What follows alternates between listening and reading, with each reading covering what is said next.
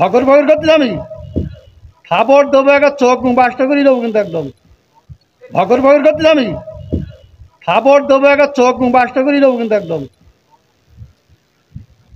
আমি প্রশ্ন করলাম যে একজন লোক বলতে তো আলমদে শুনলে নামাজ পড় না, শুরু না বললে নামাজ হবে না, ফালতে পারতেছি। আমি বলছি আমার উত্তরটা তো দিতে। কোন জায়গায় কি বলতে জানিস ভাই? পোকাতলা কি লেগে পড়ে জানিস ভাই? হাত বেয়াদব কম দেখা।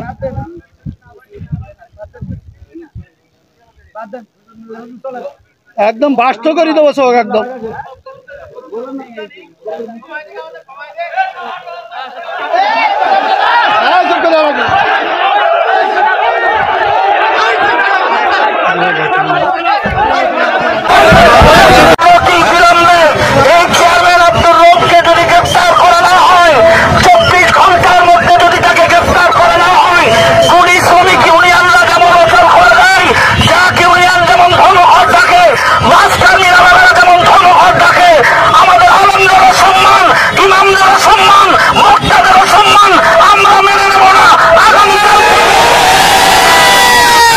বিএনপির যে চেয়ারম্যান আপনার সাথে বিয়াদবি করেছে সেই নেতা তার ফেসবুক পোস্টে ক্ষমা চেয়েছে, এখন আপনার মতামত কি? উনি ক্ষমা চাওয়ার আগে আমি ক্ষমা করে দিয়েছি, উনি ক্ষমা চাওয়ার আগে আমি ক্ষমা করেছি। মূলত বিষয় হলো যে মিস আন্ডারস্ট্যান্ডিং এবং উনার কিছুটা উগ্রতা, বিশেষ করে বিএনপি 16-17 বছর পরে পাওয়ার পেয়েছে, মানে মাঝে মাঝে একটু পাওয়ার তো দেখাইতে হয়। সাতক্ষীরা আপনারা নাম শুনেছেন কিনা? এই সাতক্ষীরা জেলায় এই সমস্যাটা হয়েছে। তো সাতক্ষীরায় ট্রেন রাস্তা নাই, রেল রোড নাই। কি নাই? রেল রোড নাই। দুনিয়ার পরের কথা যদি বলি, আমি লাস্টের 2 লাইনে বলেছি ক্ষমতার বড়াই কইরো না, চিরদিন চেয়ার থাকে না। নিজের চেয়ার দেখে একদিন অনুশোচনা হবে, কষ্ট লাগবে, অঞ্জালা নিজের বুকের মধ্যে বিধ্বস্ত হয়ে যাবে। যেই চেয়ারে আমার বসার কথা ছিল সেই চেয়ারে কি ক্ষমতা পেয়েছিল 16 বছর, ক্ষমতার অপব্যবহার করার কারণে যেই দেশ স্বাধীন করার জন্য ভূমিকা রেখেছিল যেই দল, সেই দল আজকে বিলুপ্তির পথে। বলেন ঠিক কিনা? এখন দিনের আলোতে বের হতে পারে না। শিয়াল যেমন দিনের আলোতে বেরোইলে কেউ না কেউ ডিল মারে, ইট মারে, ঢিলা মারে, আছে না নাই? এখন দিনের আলোতে বেরোতে পারে না। কারণটা কি? 16টা বছর যদি জনগণের অধিকার, জনগণের স্বার্থ রক্ষায় কাজ করত, জনগণের পাশে যদি দাঁড়াত, মানুষের যদি বাক স্বাধীনতা দিত, মানুষের যদি অধিকার ফিরিয়ে দিত। ওমর রাদিয়াল্লাহু তাআলা আনহুকে একবার খুঁজতে গেল একজন ব্যক্তি, জিজ্ঞাসা করলো তোমাদের রাষ্ট্রপতি কোথায়? এবং সেই ব্যক্তি ছিল সেই সময়ে রোমান সেনাপতির পাঠানো একজন গুপ্তচর। গুপ্তচরকে পাঠালেন, যাও দেখে আসো ওমরের প্রাসাদটা কেমন, তার সিংহাসনটা কেমন, তার নিরাপত্তা ব্যবস্থা কেমন, তার সৈন্যবাহিনী কেমন, তার শাসন কার্য পরিচালনার জন্য যারা নিযুক্ত আছে মন্ত্রী এমপিরা তারা কেমন, যাও খোঁজ নিয়ে আসো। খোঁজ নিতে আসলেন, এসে জিজ্ঞাসা করলেন তোমাদের রাষ্ট্রপতি কোথায় থাকে, তোমাদের খলিফা কোথায় থাকে, তোমাদের রাজা বাদশাহ কোথায় থাকে? বলল ওনার তো থাকার তেমন জায়গা নাই, আছে একটা ঘর, আর রাষ্ট্র পরিচালনা করেন ওই যে মসজিদে নববী থেকে। মসজিদে নববীর সিংহাসনটা কোথায়? বলল সিংহাসন বলে কিছু নাই, যে মেহরাবটা আছে মাটির বানানো, ওই মেহরাবের পরে বসে খলিফা শাসন করেন। বলল খলিফা কোথায়? বলল খলিফা গিয়েছে, তার উট হারিয়ে গিয়েছে খোঁজার জন্যে। উট হারাই গিয়েছে, তাই খোঁজার জন্য গিয়েছেন, উট হারিয়ে গিয়েছে। বলল নিজের উট নিজে খুঁজতে গিয়েছেন, তা কয় কিডা খুঁজে দেবে? কিডা খুঁজে দেবে নিজের উট? বললেন রাষ্ট্রপতি খলিফা তার উট হারিয়ে গিয়েছে, নিজে খুঁজতে গিয়েছেন। কয় কে খুঁজে যাবে? নিজে খুঁজতে যাবে না তো। বলল কোন দিকে গিয়েছে? বলল ওই যে এই দিকে গিয়েছে, এই রাস্তায়, এই পথে গিয়েছে। ওই লোকটি হাঁটতে হাঁটতে কিছু দূর যাওয়ার পরে দেখলেন মরুভূমির মধ্যে একটা খেজুর গাছ, খেজুর গাছের সাথে একটা উট বাঁধা, আর ওই উটের পাশেই শুয়ে আছে একজন ব্যক্তি, হাতের নিচে, মাথার নিচে হাতটা দেয়া, বালিশও নাই। যখন শুয়েছিলেন তখন ওই খেজুর গাছের ছায়াটা ওই জায়গায় ছিল, যখন সূর্যটা সরে গেছে ছায়াটাও সরে গেছে, গা থেকে ঘামগুলো টপ টপ করে পড়তে থাকে, বালুগুলো চুষে নেয়। মানুষদেরকে জিজ্ঞাসা করলো ওই লোকটিকে, বললো ওটাই হলেন আমাদের খলিফা আমিরুল মুমিনিন হযরত ওমর রাদিয়াল্লাহু তাআলা আনহু। ওই গুপ্তচর বললেন আহারে, এই যদি হয় ওমরের অবস্থা, তার নিরাপত্তা দেওয়ার জন্য তো নিরাপত্তা রক্ষী লাগে না, তার জন্য র্যাব লাগে না, তার জন্য এনএসআই লাগে না, ডিজিএফআই লাগে না, তার জন্য ভারতের দাদাবাবুরা লাগে না, আমেরিকার সৈন্যবাহিনী লাগে না, তার জন্য জাতিসংঘের শান্তি রক্ষা মিশন লাগে না। যেই লোকটা জনগণের নিরাপত্তা দেয়, আল্লাহ রাব্বুল আলামিন তো এই জনগণ দিয়েই তার নিরাপত্তার ব্যবস্থা করে দেয়। ঠিক না বেঠে? 16টা বছর যদি ক্ষমতার অপব্যবহার না করত, আমরা কতবার বললাম আল্লাহর জমিনে আল্লাহর দিনটা কায়েম করে দেন। অনেকেই মনে করে আমরা আসি জামাত ইসলামের কথা বলার জন্যে, চরমনায়ের কথা বলার জন্যে, তাবলিগের কথা বলার জন্যে, হেফাজতের কথা বলার জন্যে। আল্লাহর কসম করে বলি না, আমরা আসি আল্লাহ ও তার রাসূলের কথা বলার জন্যে, আল কোরআনের কথা বলার জন্যে। বলেন ঠিক কিনা? যদি ইসলাম ধর্ম অন্য ধর্মের মতো গতানুগতিক কোন ধর্ম হতো, তাহলে আমরা রাজনীতির কথা বলতাম।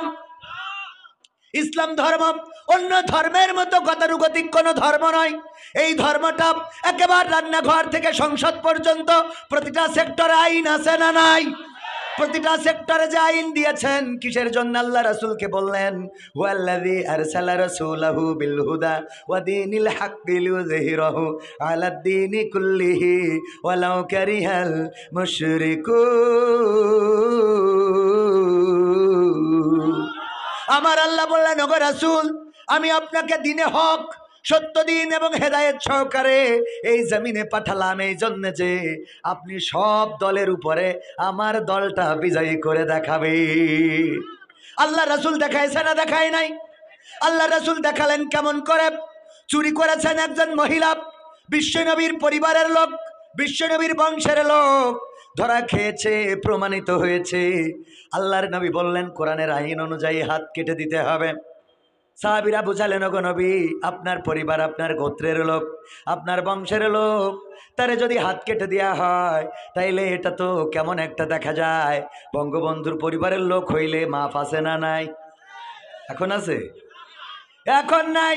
কিন্তু এখন যারা ক্ষমতায়, আবার এই ক্ষমতা নিয়েও এসব কথা তো অত তো যাবো না। আমি খালি কিছু হেদায়েতের কথা বলি, আল্লাহ যেন আমাদের হেদায়েত নসিব করেন, বল না, তাই না? আপনার তো দেখি ডাক্তার শফিকুর রহমানের মতো লাগে খালি, ঠিক কিনা? আল্লাহ কবুল করেন, বলে না আমিন। সব এই চেহারার সৌন্দর্য চিরদিন থাকবে না, যৌবনের গরম চিরদিন থাকবে না। সোজা মানুষটা কুজা হয়ে যাবে, কালো চোখের মনিটা খোলা হয়ে যাবে, কালো চুলগুলো সাদা হয়ে যাবে। একদিন সব শক্তি, সব ক্ষমতা চূর্ণ বিচূর্ণ হয়ে যাবে। পৃথিবী ছেড়ে অনন্তকালের দিকে পাড়ি জমাতে হবে। সুতরাং মারা যেহেতু যাওয়া লাগবে, যদি পরকালে বিশ্বাসী হই, তাহলে সেই পরকালে আল্লাহর কাছে কি জবাব দেব, তার জন্যে প্রস্তুতি নেওয়ার দরকার আছে না নাই? যারা প্রস্তুতি নেয় নাই, বিপদে পড়েছে না পড়ে নাই? দেখেছেন আপনারা? দেখি নাই তো, বিপদে পড়েছে কিনা? হ্যাঁ, হারাই গেছে। আর আমাদের দেশে একবার চেয়ারম্যান একজন হইলে হয়, মোটর সাইকেলেরও ড্রাইভার লাগে। চেয়ারম্যান হইলে মোটর সাইকেলেরও ড্রাইভার লাগে। উনি আর নিজে আর বাইক গিয়ার মারে না, ঠিক না বে ঠিক? আর আমি এখনো এত বড় বক্তা, প্রতি রাতি 50-60 হাজার টাকা পাই, তাও নিজের গাড়ি এখনো নিজে ড্রাইভ করি। এখানে আসছি কিন্তু নিজে চালাই। আর এর জন্য মাঝে মাঝে ঝামেলাও হয়। কুষ্টিয়ায় গেছি, বলছে এই হুজুরের আগে নামাই দেন। তো আমি বললাম গাড়িটা কনে রাখবো বলেন? কই হুজুরের নামান আগে। আমি কই বাবা গাড়িটা পার্কিং করিনি। কই আপনি কথা বলতে পারছেন, হুজুরের নামান। বললাম ভাই হুজুর আমি। আপনি হুজুর? মালয়েশিয়াতে রাষ্ট্রপতি, প্রধানমন্ত্রী, জানেন আপনি, যেহেতু বিদেশের সম্পর্ক আছেই, নিজেরা নিজেদের গাড়ি, মন্ত্রী এমপি তারা নিজেরা নিজেদের গাড়ি ড্রাইভ করে। আর আমাদের গাড়ি একখান কিনার আগে ড্রাইভার ঠিক করে, ঠিক না ভাই ঠিক? মানে উষগথুরে কাকে বলে আপনারা কি বলেন জানি না, অলস, কিলস। হ্যাঁ, এই অলস হওয়া যাবে না, আলসা হওয়া যাবে না। যাই হোক, দুরুদ শরীফ পড়িবে যে তার জন্য যে হারাম হবে জাহান্নামের আগুন। আল্লাহুম্মা সাল্লি আলা সাইয়্যিদিনা মাওলানা মুহাম্মদ ওয়া আলা আলি সাইয়্যিদিনা লা ইলাহা ইল্লাল্লাহ লা ইলাহা ইল্লাল্লাহ লা ইলাহা ইল্লাল্লাহ লা ইলাহা লা ইলাহা ইল্লাল্লাহু মুহাম্মাদুর রাসূলুল্লাহ সুবহানাল্লাহ ওয়ালহামদুলিল্লাহ লা ইলাহা সুবহানাল্লাহ ওয়ালহামদুলিল্লাহ লা ইলাহা লা ইলাহা ইল্লাল্লাহু মুহাম্মাদুর রাসূলুল্লাহ সাল্লাল্লাহু। রূপের বড়াই করিস না রে, রূপ চিরদিন থাকে না। রূপের বড়াই করিস না রে, রূপ চিরদিন থাকে না। নিজের মুখটা দেখা একদিন হইবে রে তোর যন্ত্রণা। নিজের মুখটা দেখা একদিন হইবে তোমার যন্ত্রণা। রূপের বড়াই কইরো না ভাই, রূপ চিরদিন থাকে না। চেহারার বড়াই কইরো না বোন, রূপ চিরদিন থাকে না। নিজের মুখটা দেখা একদিন হইবে তোমার যন্ত্রণা। নিজের মুখটা দেখা একদিন হইবে রে তোর যন্ত্রণা। সময় হইল বড় শিক্ষক, সব দিবে শিখাইয়া। সুখের জীবন থাকবে না রে, দেখবে না কেউ চাইয়া। সময় হইল বড় শিক্ষক, সব দিবে শিখাইয়া। সুখের জীবন থাকবে না রে, দেখবে না কেউ চাইয়া। মরার আগে মরবি রে তুই, জ্বালা সইতে পারবি না।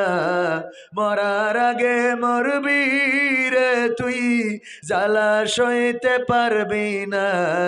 নিজের মুখটা দেখা একদিন হইবে তোমার যন্ত্রণা।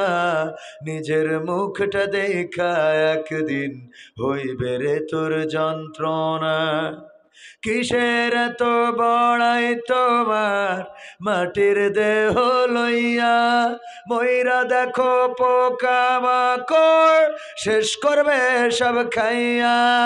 কিসের এত বড়াই তোমার মাটির দেহ লইয়া। ময়রা দেখো পোকা মাকড় শেষ করবে সব খাইয়া। এই দুনিয়া ছাড়তে হবে, অহংকার আর কইরো না। এই দুনিয়া ছাড়তে হবে, অহংকার আর কইরো না।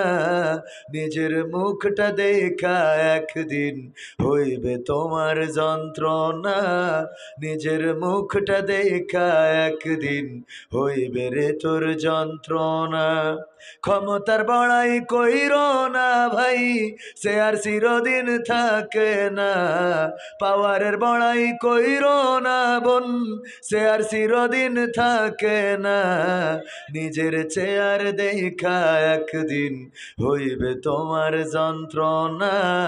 নিজের চেয়ার দেখা একদিন হইবে তোমার যন্ত্রণা।